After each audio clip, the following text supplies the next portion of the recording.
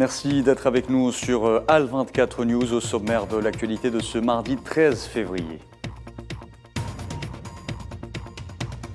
La bande de Gaza la cible tôt ce matin de raids de l'aviation sioniste. Des dommages sont constatés sur plusieurs sites et maisons avoisinantes. Depuis le début de l'année, 47 Palestiniens ont été tués par les soldats de l'occupation, notamment après un dernier décès survenu à Naplouse. Au volet diplomatique, les dirigeants arabes mettent l'accent au Caire sur l'impératif de protéger la ville sainte d'Al-Quds et de soutenir la lutte de sa population sur la base des conclusions du dernier sommet tenu à Alger en novembre dernier.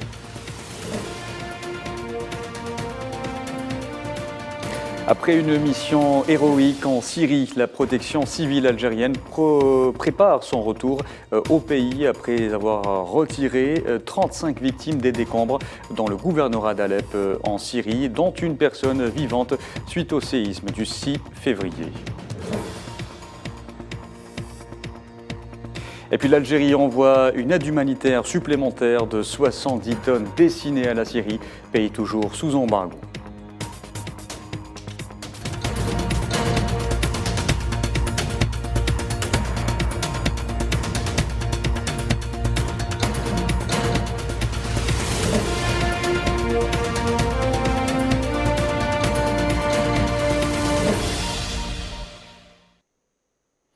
Bonjour à tous. La bande de Gaza sous blocus depuis 2017 a été la cible de frappes aériennes de l'armée sioniste. Ce lundi, à l'aube, des avions de combat sionistes ont effectué une série de raids sur des sites dans l'enclave palestinienne. Des dommages ont été causés aux sites ciblés ainsi qu'aux maisons et propriétés des citoyens voisins. Le conflit entre Palestiniens et sionistes connaît une escalade spectaculaire de violence depuis le début de l'année. Il a coûté la vie à 47 Palestiniens après le dernier décès survenu à Naplouse. Plusieurs autres villes palestiniennes ont été théâtre d'affrontements à Beit Lahem. 7 personnes ont été blessées suite à une agression des forces d'occupation sionistes. La ville d'Abu Dis à Al-Quds occupée a été également prise d'assaut par l'occupation. Pas moins de 71 Palestiniens y ont été blessés. Le point de la situation avec Neila Hamouda. Depuis des mois, la liste des martyrs palestiniens ne cesse de s'allonger et ont endeuillé de nombreuses familles face au durcissement de la politique d'agression et d'extermination du peuple palestinien. Une politique menée par l'entité sioniste dans l'impunité la plus totale. La ville de Naplouse a subi à l'aube ce lundi une invasion des forces sionistes. Bilan, un mort, 7 blessés et 5 d'entre eux ont été arrêtés. Selon le Croissant Rouge palestinien, Amir El-Bastami, âgé de 20 ans, a été assassiné par des balles réelles lors d'une incursion des forces d'occupation dans une maison appartenant à la résistance à Naplouse, au milieu de tirs nourris et des explosions. Aucune ville ne semble être épargnée. Des affrontements ont éclaté hier soir entre Palestiniens et la horde sauvage sioniste dans le camp de réfugiés d'Aïda, au nord de Beit Lahem, faisant de blessés. L'armée sioniste ne cesse d'imposer sa politique répressive. Aujourd'hui, la ville d'Al-Quds occupée a été une nouvelle fois théâtre d'affrontements entre Palestiniens et les forces d'occupation sionistes à Jbel el-Moukabber, au sud-est de la ville. 31 Palestiniens ont été blessés. Selon le Croissant Rouge palestinien, l'armée sioniste a pris d'assaut la région pour démolir la maison du prisonnier Adam Bashir. La ville d'Abu Dis, Al-Quds occupée, a été également prise d'assaut par l'occupation. Pas moins de 71 Palestiniens ont été blessés. Invasion des villes palestiniennes, assassinats, campagne d'arrestation, démolition des maisons, provocation et profanation des lieux saints de l'islam, autant de crimes au vu et au su du monde entier. Mais les Palestiniens n'entendent pas baisser les bras. Ils tentent de briser les chaînes de la colonisation sioniste. Et sur le plan diplomatique, la situation en Palestine a été discutée hier au Caire, où les participants aux travaux de la conférence de haut niveau en soutien à la ville d'Al-Quds ont mis l'accent au siège de la Ligue arabe sur l'impératif de protéger la ville sainte et de soutenir la lutte de sa population, et ce, sur la base des conclusions du dernier sommet tenu à Alger en novembre dernier. Nerima Zekar.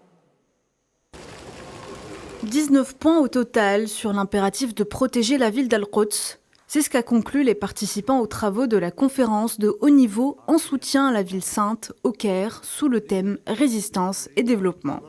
Sur la base des conclusions du dernier sommet arabe d'Alger, le communiqué comprend les modalités de protection d'Al-Quds et de soutien de la lutte de sa population sur les plans politiques, juridiques et du développement dans l'objectif de faire cesser les pratiques et multiples violations de l'entité sioniste. Deux objectifs principaux sur la table de la Ligue arabe, la sécurité et la stabilité. Les participants ont donc appelé tous les pays du monde à apporter leur solidarité à la lutte du peuple palestinien et à reconnaître l'État palestinien tout en lui accordant le droit de devenir membre à part entière de l'ONU. La communauté internationale a également été appelée à prendre ses responsabilités et à agir pour protéger le peuple palestinien et faire face aux agressions sionistes sous toutes leurs formes, notamment la colonisation, le régime d'apartheid et les mesures discriminatoires. Le communiqué a également mis en avant les déclarations du Conseil exécutif de l'UNESCO, affirmant que la mosquée d'Al-Aqsa est un site purement islamique pour le culte des musulmans uniquement et une partie intégrante des sites culturels du patrimoine culturel mondial, réitérant la souveraineté de l'État palestinien sur la ville d'Al-Quds et ses symboles sacrés. Plusieurs autres clauses portent un appel à la protection des Palestiniens et confirment la responsabilité collective des pays arabo-musulmans envers Al-Quds. Dans l'actualité également, en parlant d'attaques cybernétiques, le site électronique de l'agence Algérie Presse Service APS, dans ses versions multilingues, a fait l'objet depuis hier d'une série de cyberattaques sévères en vue de son piratage, d'où son blocage momentané. À titre préventif, l'agence de presse algérienne a précisé que ces attaques sévères avaient été localisées et provenaient du Maroc, de l'entité sioniste occupante et de certaines régions d'Europe, et que les mesures et systèmes techniques de l'agence avait permis de les repousser. La France multiplie les revers en Afrique. Après le Mali et le Burkina Faso, une maladresse de l'ambassadeur de France à Niamey sur les réseaux sociaux au sujet de la souveraineté du Niger a suscité la colère sur la toile. Les partis politiques nigériens n'ont pas caché leur colère. Sarah Allal. Des déclarations qui ont choqué, si bien qu'elles tournent en boucle sur la toile. L'indignation et la colère des Nigériens est à son comble. Néanmoins, l'ambassadeur français au Niger, Sylvain Ité, a tenté de voiler l'impair, à savoir un tweet pour le coup maladroit, qui demandait à un internaute nigérien qui célébrait le rapprochement de son pays avec la Russie, dans ce cas, d'arrêter de boire l'eau de Niamey puisqu'elle était européenne. Le tollé ne s'est pas fait attendre, face auquel les excuses arrivées sans doute trop tard de l'ambassadeur n'ont eu que très peu d'effet. Il faut le dire, Sylvain Ité est un diplomate très actif sur les réseaux sociaux, notamment l'application Twitter, qui met en action les directives du président français Emmanuel Macron de septembre 2022. Les diplomates de la maison Macron doivent surinvestir les réseaux sociaux pour mieux riposter aux attaques que subit la France en direction des opinions publiques, notamment en Afrique. Le Quai d'Orsay s'inquiète notamment du narratif russe, chinois, africain et turc, visant, selon lui, à écorner l'image de la France pour ce qui est des opinions publiques. Une sortie française mal tombée sur le sol africain surtout, alors que le phénomène du mouvement anti-français traverse beaucoup de pays. Une sortie aussi au relent péjoratif, chargée des souvenirs de colonialisme qui n'arrivent pas non plus dans n'importe quel pays, le Niger. Celui où la France établit son nouveau point d'ancrage du dispositif militaire après son départ du Mali et du Burkina Faso, ce que d'aucuns nomment Barkhane 2. Un tweet modique en somme qui pourrait être pourtant un battement d'ailes de papillon fomentant une tornade envers l'homme fort du Niger, Mohamed Bazoum, allié de la France, à contrario d'une population qui voit ce rapprochement de plus en plus inconvenant. Et comme vous venez de l'entendre, cette sortie de l'ambassadeur de France intervient à un moment où le dispositif militaire français se déploie au Niger pour faire oublier les précédents échecs des troupes françaises, selon les observateurs onusiens de l'opération Barkhane. On écoute justement à ce propos au responsable de l'agence panafricaine, Niobé Baudouin. Déjà, ce qu'il faut dire, c'est que la sortie de Sylvain Ity, ambassadeur de France au Niger, nous a tous heurtés. Heurtés dans le sens qu'il a insulté notre intelligence. Et depuis son arrivée, il faut rappeler à vos millions de téléspectateurs, c'est que ce monsieur Sylvain Ity a multiplié des bourdes et des incatates. Le comble de cette insolence diplomatique, c'est quand dans un tweet récent, en réponse à un tweet anodin d'un Nigérian, il s'est évertué à banaliser la souveraineté nationale de son pays d'accueil. Retour dans ce journal sur les dernières instructions données par le président algérien concernant les voyageurs tunisiens souhaitant entrer en Algérie. Abdelmadjid Tebboune a ordonné de ne pas gêner ni entraver la circulation au niveau des postes frontaliers. Notre reporter s'est justement rapproché de certains voyageurs tunisiens au poste frontalier d'Omotboul et ils se disent plutôt satisfaits des procédures douanières.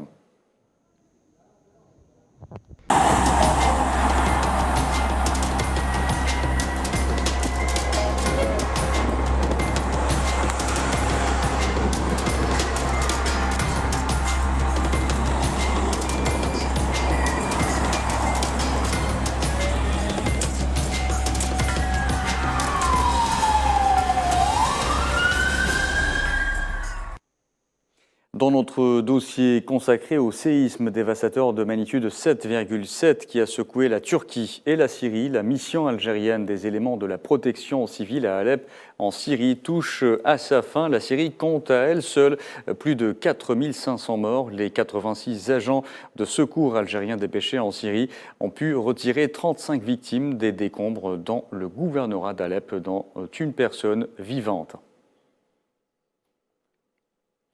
La protection civile rentre donc au pays après avoir accompli fièrement sa mission en Syrie. Cela n'empêche pas l'Algérie d'envoyer des aides humanitaires supplémentaires à ce pays sous embargo. Hier, pas moins de 70 tonnes d'aide ont été acheminées à partir de la base aérienne de Boufari, Kabylie, sur ordre du président de la République. Une opération supervisée par la présidente du Croissant Rouge algérien, Ebtissam Hamlaoui.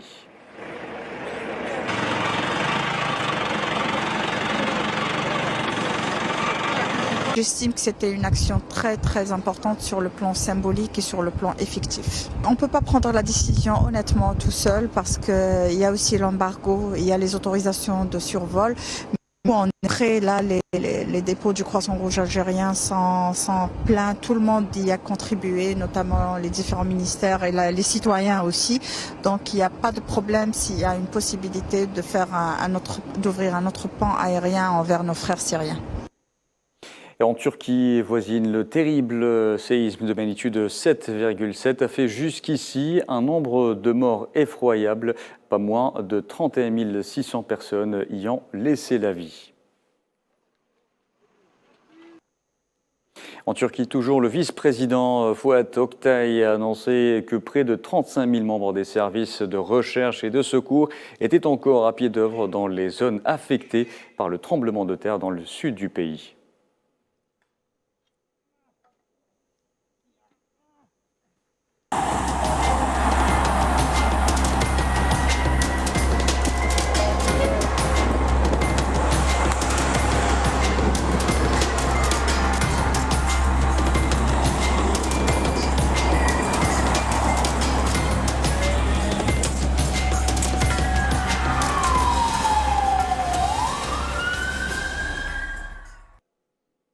Enfin, dans ce journal, direction Chypre, où l'ancien ministre des Affaires étrangères, Nikos Christodoulides, âgé de 49 ans, a remporté l'élection présidentielle avec près de 52% des voix, devenant le plus jeune chef d'État du pays.